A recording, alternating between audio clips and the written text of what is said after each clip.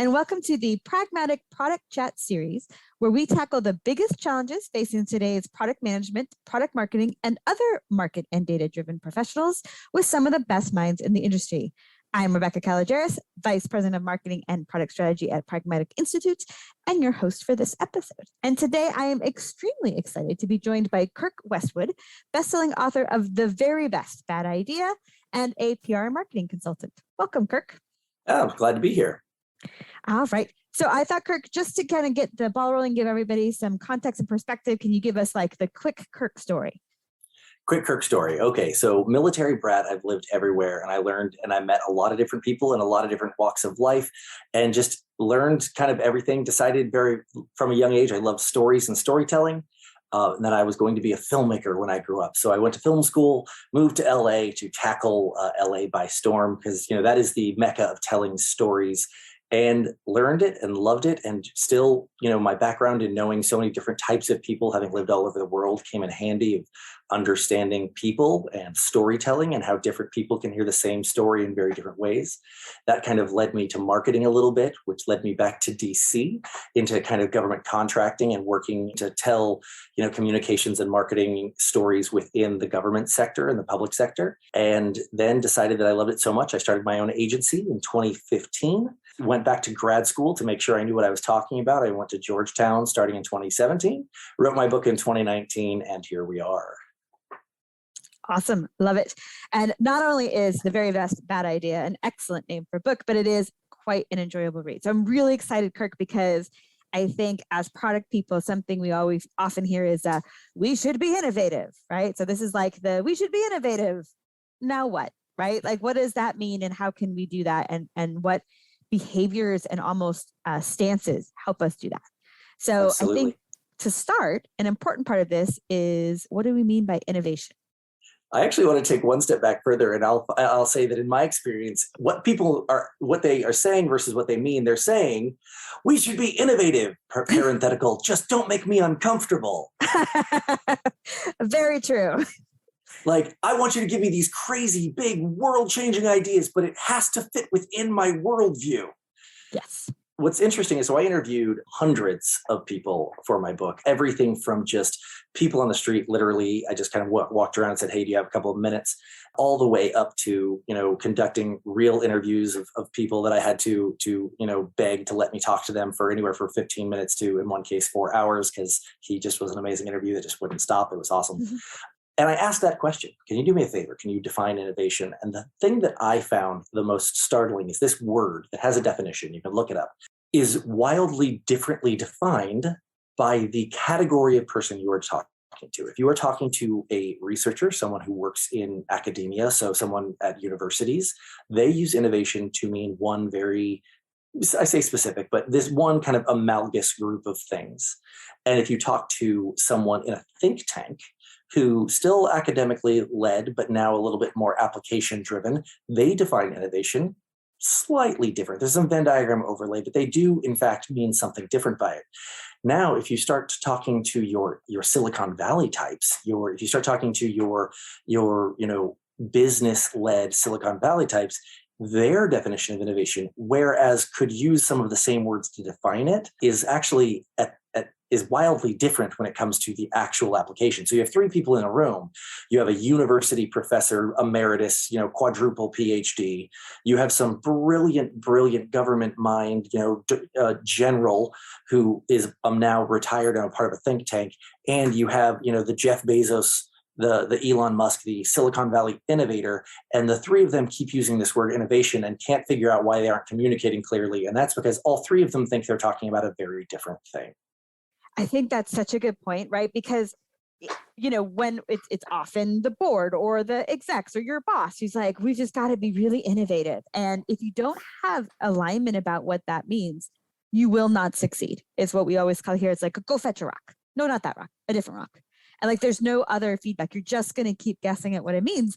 And your definition of innovation could be like, oh, this is exactly it. And maybe they were looking for innovation in process or within a certain scope. So I think it's really important to have within the organization a shared understanding of what innovation means. And not to go way far off of the topic, but the other thing is you have to set your baseline. I have, again, as you mentioned, I'm a PR marketing and kind of a consultant. Innovation for many of my clients that are led by an older kind of boomer, older Gen X kind of people, innovation for them was really pushing them hard to adopt a inter-office messaging that wasn't email. Like, hey, you guys should have Slack or MS Teams, or you should have some ability to have, in that you're all remote, you should have kind of a better, more open form kind of communication. And so many people listening, I'm sure, and that I've told this to other people, kind of roll their eyes and like, oh my gosh, that's not innovation. That at this point, that's 10 years old. Right. But innovation for companies that are 80 years old, and for them, email was a big step forward. We need to not just understand what we mean by innovation, but take as a baseline the people we're talking about. Adopting an electronic open form asynchronous communication like Slack or MS Teams or some other form, that actually can be, for that organization, an innovative leap. So you do have to always kind of set and understand your baseline with your internal audience. It's very true, right? Like, we can get frustrated. I think some people, when we in our current gig or if we previous gig had roles at really large enterprise companies, you can feel really frustrated that either their definition of innovation is small or their time frame is long. But it's also not without reason, right? There's a lot that is working there and has worked very successfully. So I try to balance they're not innovative, they don't want to change, with, look, there is a lot of pluses in what they have established. And it's just a bigger organization with bigger tentacles that need to evolve. Love the use of tentacles there. And we can get into why later on. But yeah, like the one that I think is a really great example is you take the Titanic, and I'm not trying to be funny, but you take the Titanic, it was the newest, bestest ship in the world. It was brand new. It was innovative.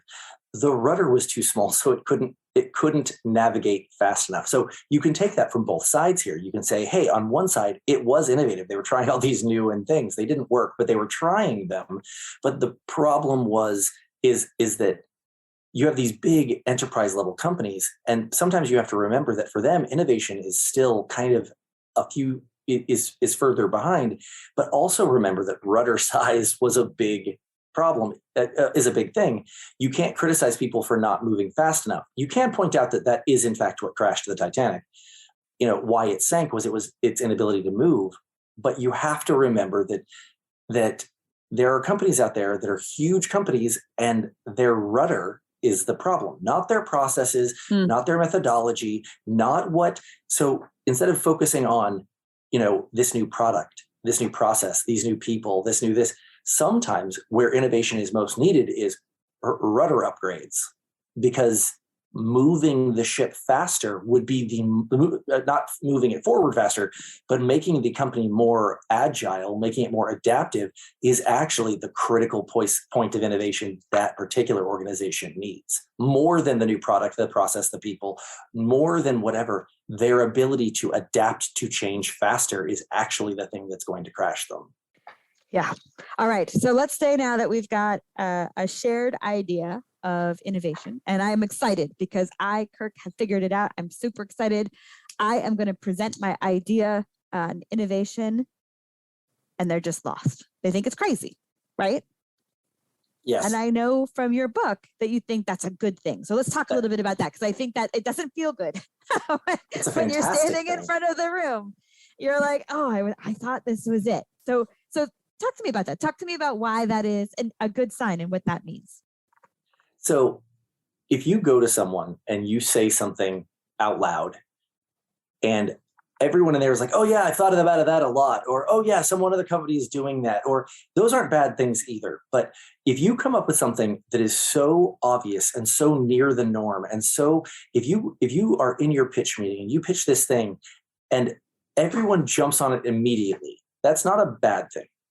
I mean, I don't want to make it sound like that's bad, but just because when you present this idea, if people look at you and go, that's crazy, that doesn't work at all, that makes absolutely no sense. The knee-jerk reaction from a psychological cognitive standpoint is we get defensive. Like, no, it would work. You're not listening. Oh, you just don't understand. And what we need to start happening is, okay, why won't it work? We start asking these questions. And the reason answer the question you're asking is, why is it good? Is because if you see this clear package, you're like, oh my gosh, I'm standing in the woods and I can see my route through the trees. I can see the spring on the other side. And the person right next to you doesn't see it. That doesn't mean it isn't there. It means that they, albeit only 18 inches away from you, they don't have the same vantage point through the trees as you. So when you get talking to these people, these innovators, and they're like, well, I tried something like that before, or that's not going to work because of this or that, they are seeing a different road. It doesn't mean your road isn't there. So the reason it's good is you might actually be on the verge of actual innovation. You might actually have the right combination of life experiences, the right combination of perspectives, the right combinations of background to see this path that, because of other environmental factors, other people can't see. So people coming to you and going, oh my gosh, your idea won't work at all. Now, is it possible your idea isn't fully formed? Of course. But if you really see it and you can make it work and you see all the problems and you have an answer for it's not going to work because of X, and you can say, here's why it will.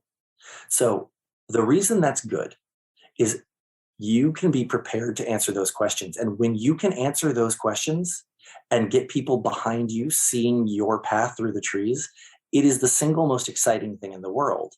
Because instead of just showing them something they should have seen anyway, you know what, they might have seen that, or someone else already saw that, or your other people are already on the path for it. For every product, there's another product out there doing similar things.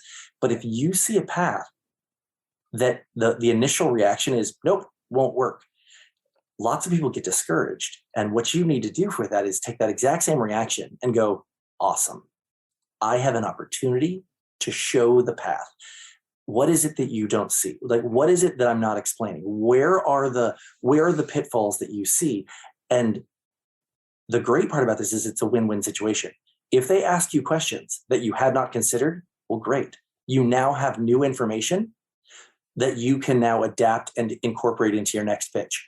And if they ask you questions, you do have the answer, you do have the information, even better. Now you have new disciples towards this new path, this new plan. There's no negative outcome. You either get information to fortify your idea, or you get new followers towards your plan. There's no bad outcome. People go, oh, they hated it. You missed an opportunity. That was the best thing that could have happened. I love the idea. When we were talking about this before, it was really very eye-opening. It's one of those ahas that's also like, oh yeah, of course. Where if they immediately got it, maybe it's not a step far enough, right? Maybe it's too accessible, and it may be a good idea, but it's not necessarily innovative, right? Now, that doesn't mean that if somebody gets it, they're also just don't happen to be in a great shared space with you. But for the most part, that's a good sign. And also, as something that you talk about a lot, it's a reflection of where they came from. It's a reflection of their experiences and past. Exactly. So, I mean, my father, military diplomat, awesome guy. I mentioned him a few times throughout my book. Amazing guy. Retired from the Army as a colonel. Military liaison diplomat. Like, did some really incredible things.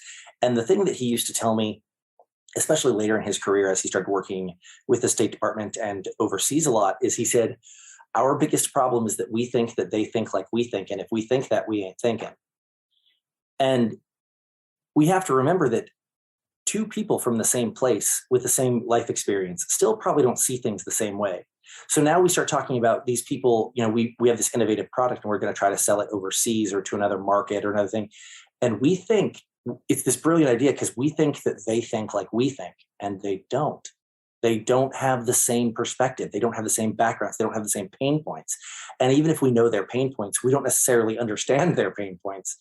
We have to understand that people outside of your head do not think like you think. And once you start to grab onto and attach yourself to that idea, it's very freeing. My idea isn't bad. I am just doing a bad job of explaining it. I am not fully expressing to people the opportunity here. Now, there is a chance you have a bad idea. I don't want to there is a chance you don't see something. But that's still good. You now have an opportunity to make your product, your process, your idea better because now someone else is adding to it by asking you questions that you couldn't answer. We have to remember that everyone is different. Yeah. And it's another good important lesson too. Like if you present an idea and they fight it or discount it, often our first instinct is defense, right? Oh, no, let me show you why you're wrong. But also, again, they have a different perspective. So both there's things that we may need to provide them in additional context, but there's things we should listen to. There are holes that their perspective may see. That doesn't mean we should give up, but we should hear it because it may help us as we continue to evolve our innovative ideas. Exactly. I love that. Okay. One of the other analogies that you talk about, which I really like, is the stop asking your boss for a dog.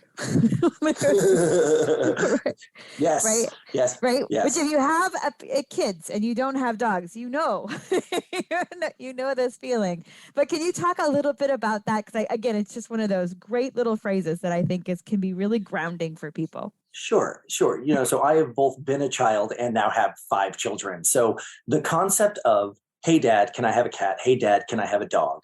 Is something that is, at least in Western culture, or at least American culture, even if you don't have the personal experience, if you've seen a sitcom from the 40s to the 90s, the concept of, hey, Dad, can I have a dog?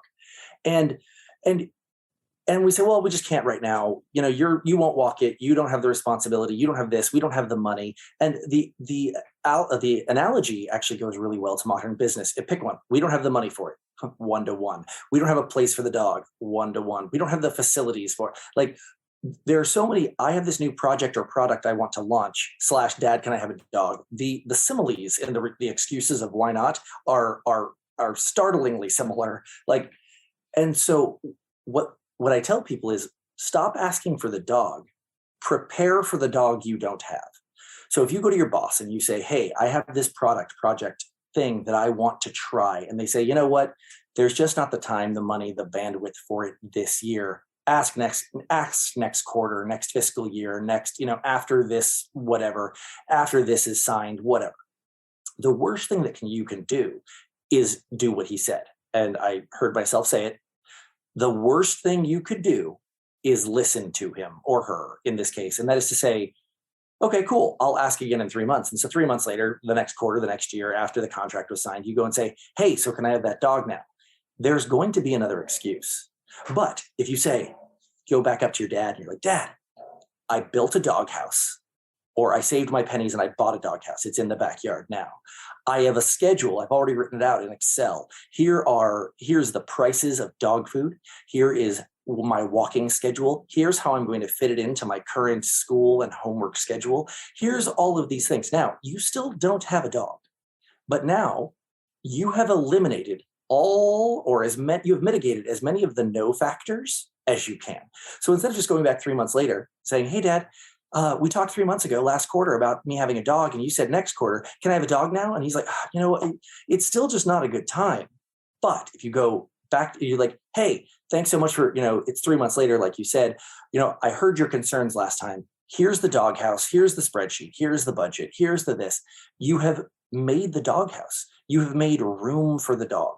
Don't keep asking for a dog. And because even when your boss said, no, we don't have the time, we don't have the money, we don't have the resources, they were lying. You had all of those things. Doesn't matter. There were those things. They didn't see how it wasn't. What they were saying is, all I see right now is a drain on our resources. So when you ask again, make sure that you show that you already have the doghouse. You already have the dog bowl. You have already maxed out all the things you could do for free or cheap or within your resources, so that when he says, again, or she, when they say, I'm sorry, you can't have a doghouse, you can't have a dog, you can say, but look, I fit it into my time, I fit it into my budget, I fit it into my schedule, there's a doghouse in the backyard, you didn't even notice it was there. So obviously the dog's not going to be too big of a problem. And that is how you get a dog / how you get your project made. It's the analogy is very, very 1-to-1. It works really well. I just love that, because I think we all had that scenario where we have a project that we have something to add that the market research is so clear that this would be successful, and we can't get it funded, or we can't get the appropriate resources for it. And they're like, next year. And you're like, okay, I'm going to make the argument against next year, but I'm starting from the same spot. And Right. and I think just the, like, if you're that sure, if you're that passionate, you don't have to, like, we're not saying like go off the reservation and build it anyway. We're saying Right.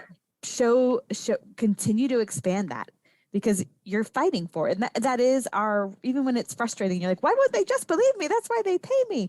Like, this is our job, is to make them understand and see that vision. And I just think it's another good place to help ground ourselves. Right. I mean, if you go back to your boss and you say, hey, look at my, my deliverables over the last year, since we last talked, last quarter, last year, whatever. My deliverables have been on time.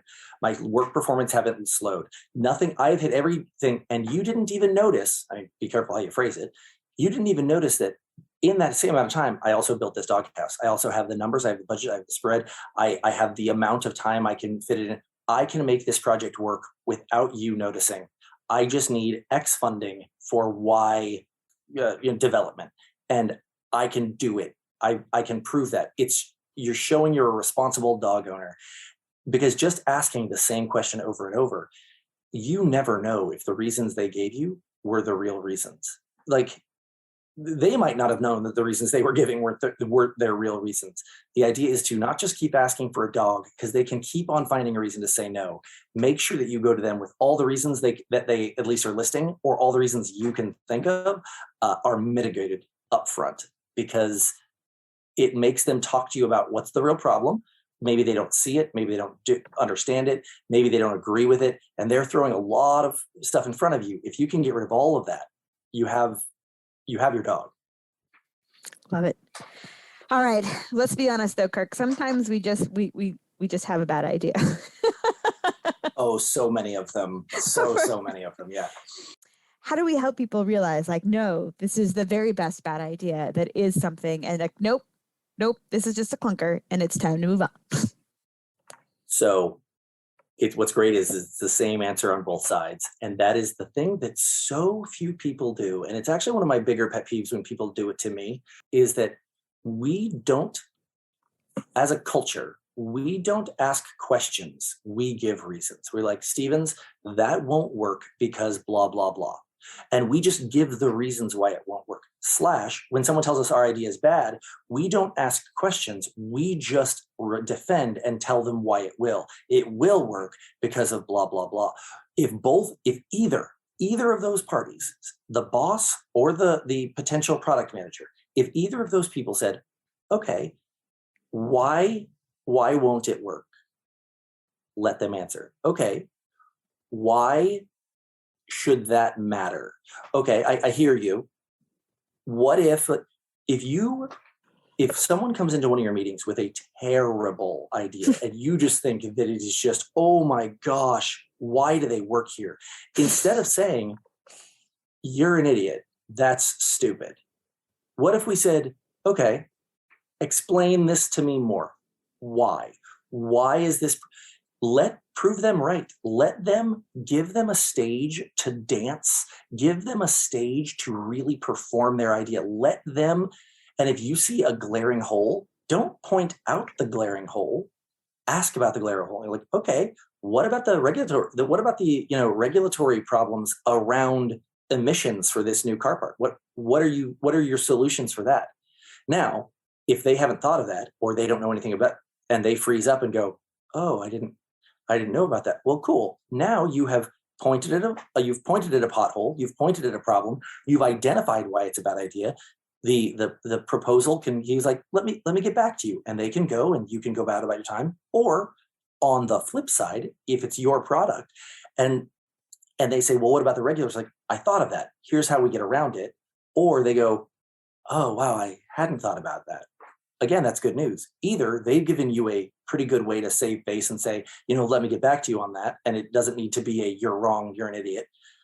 But they've empowered you with information of their perspective. What landmines, what potholes, what problems they see through the path. So on both sides of this, everything is solved. Instead of getting defensive, instead of getting critical, instead of getting dismissive, do the exact Ask questions, genuine, not just like, oh my gosh, so what are you going to do? No, okay, I'm listening. How are you going to handle this problem? How are you, or like I said, on the reverse, no, Stevenson, that's a terrible idea. Okay, sir, why is it, what is unclear? Maybe I can help.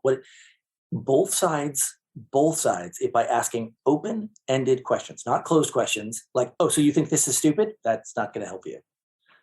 Ask open-ended questions. That is going to unravel the real concerns. That is going to uncover the real genius. That is going to point out the problems that may or may not exist, that will point out the solutions that may or may not have already been developed. If both sides can learn to, instead of attack and defend, but ask questions to uncover, that is actually innovation. Because now we're trying to elevate ideas instead of showing our own brilliance by shooting down others. This is another one of those spots where it just, we may not be able to fix our own flaws, but we are often very aware of them, right? And so it is, I would say, a blessing and a curse. Probably a lot of people just say a curse, that I tend to hear an idea and you like immediately, you look at the problems and then you get excited at thinking about how you overcome them. So it is not, this really reminded me both of the energy we can waste fighting a bad idea, just, going after it in attack, and as our energy we waste, the relationships we can harm that way, and the learning opportunities on both sides that we miss when we don't approach it this way. Everyone that is listening, and it's bigger than that, everyone in general is actually brilliant. And I mean that. Pick the stupidest person you know. They're brilliant. They just have a different application of it in some way. And I'm not trying to make some kind of special snowflake stonement. I truly believe in the individual brilliance of people and their perspective. Because as I said, I've lived everywhere with people with no education up through Harvard MBAs and JDs and PhDs. And I will say that some of the most educated people are far less smart than some of the least educated people in general. But if we take our own brilliance and instead of using it to demonstrate to other people why their idea won't work, take a moment to blind yourself to the potholes you see. And I like talk about it in the book, prove them right. Say, okay, you want to open up a sushi bar laundromat, suds and sashimi, we'll call it that. That sounds terrible. Well, who wants laundry soap and tuna near each other? But let's talk this out. Instead of using your brilliance to talk about why that's dumb, use your brilliance to find their brilliance. Why will it work? And I'm not saying that every idea is going to work. There's a lot of truly not going to happen ideas, but we spend so much of our time shooting those down that we miss.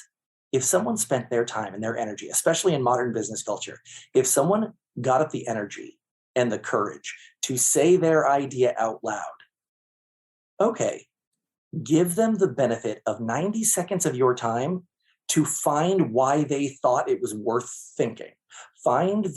Instead of spending your energy figuring out why it was bad, spend your brilliance proving them right.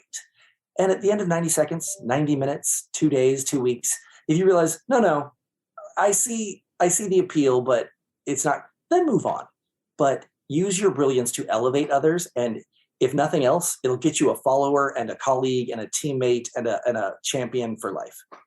And yeah, no, I think that's totally true. And again, it's just, there can be a lot of anger when we're trying to actively fight against something. And so I think this is just a really smart thing to remember. All right. So we've talked a lot of different things, right? About how to know that actually someone disbelieving your idea could be just a really good sign that it is innovative, that it's stepped further away. How to take their questioning of you as a plus and use it to help flesh out your idea. How to earn the dog that you want, and also how to take some of these techniques to make you a sort of other people's bad ideas. So we covered lots and lots and lots of different things. There's so much more in your book, Kirk. I think it's a great read. If you were like, okay, 2 things I want everyone listening to do differently tomorrow because of what I believe and what we talked about today, what would it be? So step 1 and 2 for what I call kind of my innovative process is step 1, take a step in any direction. If the thing you want get further away, cool. Now you have your orientation. Like, take a step. If you want a thing and you have a project, a product, it goes back to the dog analogy. If you want to get something done and you just can't get anyone to listen, step 1, the distance between you and the thing you want, the only thing in the way is distance. So take a step. If all of a sudden that thing is further away, great. You now know you're walking the wrong direction. That's not bad. You just now know that you went the wrong way. Take a step in any direction. Step 2 is actually just as simple as step 1. Adjust as necessary. There's a lot of times you'll have a hypothesis and you'll be like, hey, well, and you try it and it doesn't work. That's not bad that it didn't work.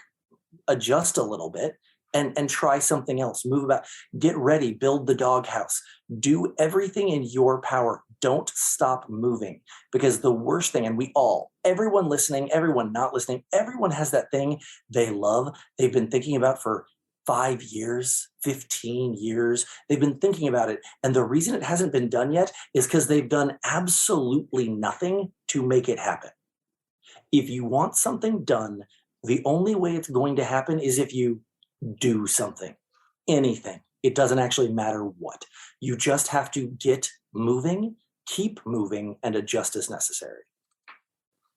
Love it. All right. Thank you very much for coming on today. It has been an absolute pleasure talking with you. Absolutely. Thank you so much for having me.